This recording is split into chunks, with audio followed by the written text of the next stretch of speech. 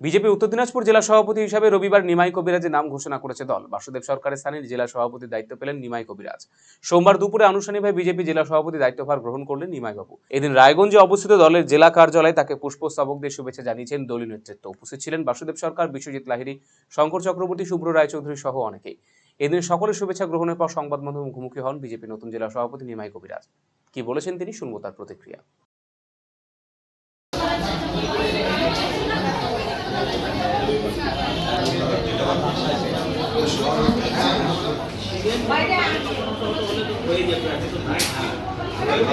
আজকে সভাপতি হিসাবে আমি দায়িত্ব নিলাম এবং সেই দায়িত্ব নেওয়ার ক্ষেত্রে পাঁচজন প্রাক্তন সভাপতি আমার সঙ্গে আছেন, তাদের আশীর্বাদ নিয়ে এবং ভারতীয় জনতা পার্টির পশ্চিমবঙ্গ প্রদেশ নেতৃত্ব আমার উপর যে আশা এবং বিশ্বাস নিয়ে দায়িত্ব দিয়েছেন, সেই দায়িত্ব আমি অক্ষরে অক্ষরে পালন করার চেষ্টা করব।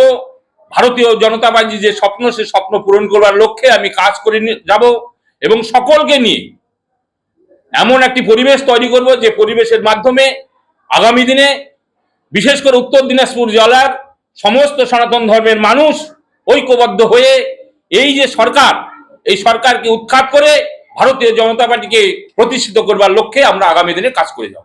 দেখুন, অনেকে কে গেছে না গেছে সেটা পরের প্রশ্ন। এখন বর্তমানে কাল সভাপতির নাম ঘোষণার পর আজ পর্যন্ত বহু তৃণমূলের মানুষ আমাকে ফোন করে বলছে, দাদা আমি ভারতীয় জনতা পার্টিতে যুক্ত হতে চাই। যারা গেছে তারা তো আসবেই, নতুন তৃণমূলের সিপিএম কংগ্রেসের বহু মানুষ আমার সঙ্গে সম্পর্ক স্থাপন করছে। তারা শীঘ্রই ভারতীয় জনতা পার্টি যোগদান করে ভারতীয় জনতা পার্টির সরকার পশ্চিমবাংলা প্রতিষ্ঠিত করবার লক্ষ্যে তারা আমাদের সহযোগিতা করবে।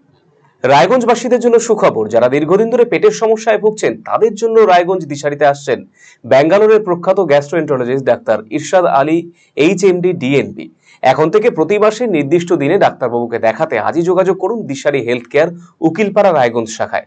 যোগাযোগ করুন 7477785509 এই নম্বরে এবং 7477785512 এই নম্বরে।